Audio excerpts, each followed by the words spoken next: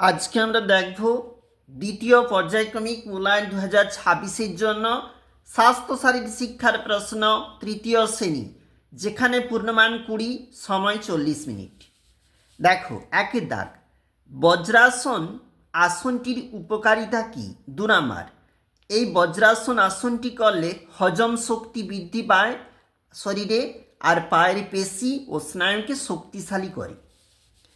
ক্ষয়ের দাগ, কেমন জল খেলে পেটের অসুখ হয়? দূষিত বা অপরিচ্ছন্ন যদি জল খাওয়া হয় তাহলে কিন্তু পেটের অসুখ হয়।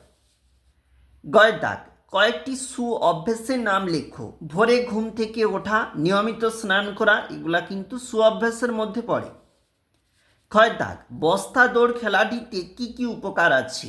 ওই বস্তা দৌড় খেলাটিতে পায়ের পেশি শক্তিশালী হয়, শরীরের ভারসাম্য বৃদ্ধি পায়। ওর দাগ, কোন আলো দেখলে রাস্তায় থামতে হবে? লাল আলো যদি আমরা দেখি তাহলে রাস্তায় থেমে যেতে হয়, এটা 2 নাম্বার রয়েছে। পরের পেজ, শূন্যস্থান পূরণ করো, 3 নাম্বার। ভোরবেলা দৌড়িও মাঠে, তারপর মন দিও পাঠে, সবুজ আলোর সংকেত বলে চলো, এইভাবে পূরণ হবে। নিচের ছবিটিতে রং করো, 5 নাম্বার। আমাদের একটা মাছের ছবি রয়েছে, এই মাছের ছবিটা তোমাকে কিন্তু সুন্দর করে একটু রং দিয়ে দিতে হবে, আর এর জন্য 5 নাম্বার।